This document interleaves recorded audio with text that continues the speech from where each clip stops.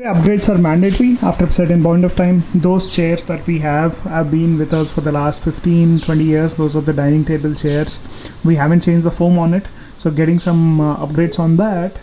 And sometimes to do those upgrades you need to remove them almost entirely, and I had to remove the entire seat and the cushion and replace the foam. And just like that, we need an upgrade sometimes too. Upgrade matlab I'm not getting any six pack or anything, just that there you see there is a small patch here. I think I need to go to a dermatologist and get it checked.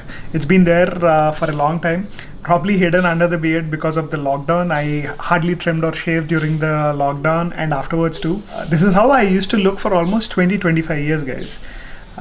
And these glasses look too big for this look. Usually I have those smaller ones. You can check out my Instagram photos from 10 years back and you'll know how I was. Anyway, just wanted to see if I can get some hair at this location back. We'll visit a dermatologist maybe sometime next week and get it checked. Meanwhile, Shraddha gave me some home remedies. We'll test them out too. What's the loss? Anyway, good morning, good afternoon, good evening, wherever you are and whenever watching this, guys. Welcome to a new vlog. And talking about upgrades, guys, you see this solar panel here. This is a 1 kilowatt solar panel that I got installed almost 4 years back. This powers just the inverter, so this is the backup inverter that we use whenever there is a power loss. We don't get any refunds or benefits with this. Since 2 or 3 years, I guess, the power board started a new concept called net metering. Let's say you consume 20 units of power every day for your home appliances, now even cars and bikes. And let's say you have a solar panel. If it generates 20 units or more or less, it can be a credit and debit system. So if you're using up 500 units and if you're generating 400 units, you get credit for that. So you'll be billed only for 100 units per month. So that's a huge savings. Technically, you can make up the cost in 5 years. Our yearly bills are around 45,000. If I buy a 5 kilowatt system, I can generate a power of around 52,000 rupees of power. Even if I use extra for my car, I think the net cost would be zero. You won't get any refund from the electricity board. Even if you generate excess, it's just free current that you're giving to the board. I'm looking forward to replacing this one. The discussions are going on. Already was supposed to get way back in June, but the person did some fraud and I lost some money, and that person is not responding anymore. Learned some hard lessons about payments, bulk payments and all. There is a solar panel distributor for every nook and corner. There is an empanel list of distributors on the electricity board's website, so check that and go next time if you're purchasing something like this. It's just that I lost around 1 lakh of money because I trusted the person and he was genuine to some extent, but somehow, I don't know, personal problems, COVID, he stopped responding. There is nothing I can do but send a legal notice, which I'll do soon because that's the only resource I have. Anyway, found another source, mostly genuine source, need to double check again. But once it's installed, the power bills at home would be zero, and it would be literally zero to run the Nexon EV. Actually, somebody in the comment section asked me a while back, how many units does the Nexon EV cost me every time I charge it fully? I have an app to show you that, but before I show you, let's get down. It's actually getting hot. Good for the solar panels, but not for me. And this is how I get down. I already showed this in the previous videos, but oh boy. Solar panels there. That's a water heater. We have some panels there too. Those adjoining houses too. If you're thinking of saving power bills and also going for clean energy, this is a way to go. Okay, I mean, now don't tell me that the way these are generated are harmful for the environment. We can do some here, we can't do everything, right? So these are the batteries that were replaced in June of last year, 2020. We had old batteries which were not in a great condition. So this person came, the guy who did the fraud came with a context of checking if the batteries and the solar panels were working well. I thought he was from the electricity board, but in reality he was not. He asked us to replace the batteries and he got the batteries replaced within a day, so I thought everything was genuine. Since I was at that point of time in June planning to get the Nexon EV, I asked him if I can get the solar panels replaced too, add another 3 or 5 kilowatt system to this setup so that we can have literally zero cost of power. Rochi has the system already. They have it since last 2-3 years and their bills have come down quite a lot. So wanted to get that system, but thought this guy would get everything done, trusted him. He even initiated the net metering applications. It was online, I can check it. I think since June, July, somehow he gives multiple excuses but never picks up my calls. Anyway, lesson learned. We'll try to pursue it some other way and get that money. I was told that this car for a full charge consumes 30 kilowatts of power, and this has a 30.2 kilowatt battery capacity, so it made sense, but we still need proof, right? So this is a smart plug that I've been using to track how much of power that it's consuming. So this is a smart plug that I've ordered from Amazon. It's by Wipro. In fact, I have smart lights too. Those are by Wipro. I have 4 of those. They're working decently well. I have the smart plug where I can turn it off. You see the red light here? It went off. And it's on again.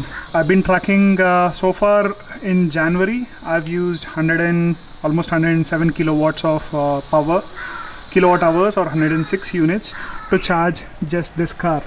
And every time I used it in Jan, I use this smart plug to track it. Whenever you don't want, and the thing with this is I can use automation, so after a certain point of time I can turn it on and off. So I use it instead of coming down and turning this plug manually. This is a brilliant thing to have here. Let me turn this off. So even if I have to add another 106 this month, that will be roughly 210 units of power, which is roughly 1200 rupees, and that's exactly how much extra power bill I am getting. I want to get that down to 0, as well as whatever power that's there in the home. So in that sense, the solar panel is going to come soon, and these are the number of units that this car consumed so far in 4 cycles of charging. One of it was only partially, that's why it's 106 and not 120. You should check my Instagram post. I shared how many units it consumed from 10% to 100%. That was around 28 units or something. So pretty accurate. I've shared the link in the description for the smart plug and the lights. And this is a smart plug for you to check out the other Amazon links in the description. I hope you got it. Besides these 2 wheels, we don't have any other 2 wheels here. That's because since almost 25-30 days, my BMW F850 GS is in the showroom waiting for the radiator to come back from Germany. Every time I check at the showroom, they say it hasn't arrived, it's in Germany, etc, etc.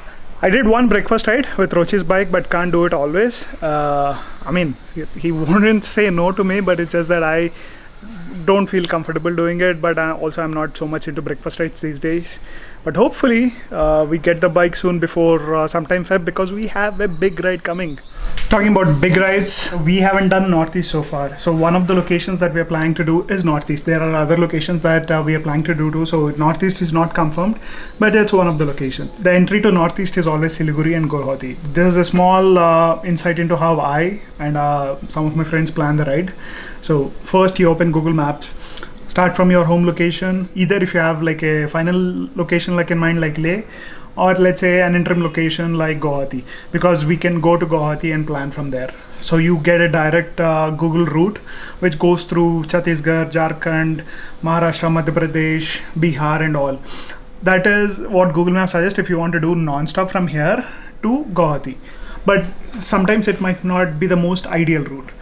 But in our experience, we tend to stick to big highways so that it is comfortable and easy to ride, at least till we reach the destination where we can explore more. For Guwahati, the easier and better route is go through Vizag, Bhubaneswar, Kolkata, Siliguri, and then Guwahati. And from Guwahati, you can plan to Shillong or Tinsukia and Tawang. These are other locations that you can explore. You need to have an idea of which route you're taking.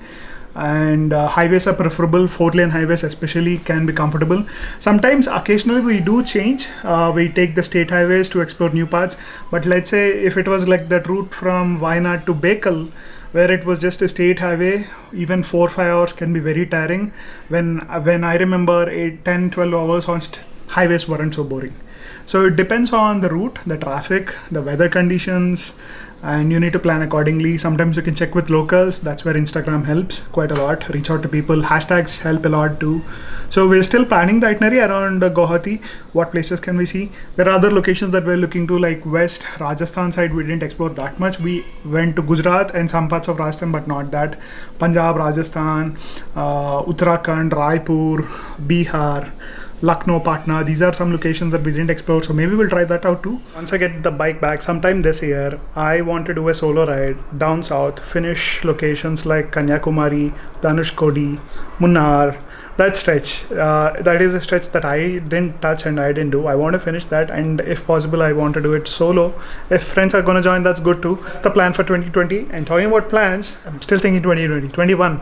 Usually I'm not that kind of a person who does New Year resolutions because I like to change things frequently, and in that regard that is something I won't have. I never try to do, but there are few things that I want to do. One, that 90-day challenge was brilliant. I was so happy with how things turned out for the 90-day challenge, and I'm eagerly looking forward to extending it much more. March 26th is the birthday, so till such time, till end of March, I'll continue this cycle of posting 3 videos a month, 3 videos a week. And last week was one time where I wanted to actually take a break because it was kind of exhausting to put 3 videos every week, and though that's almost 40-50 videos, but I'm glad you guys enjoyed it. There is tons of content that's going to come, so don't forget to hit that subscribe button and also that bell icon in case you are new to this channel. There are tons of videos that you would probably love and enjoy. Go check out the previous videos too. Besides having that 90-day challenge extension till March, there are a lot more rides I'm planning to do.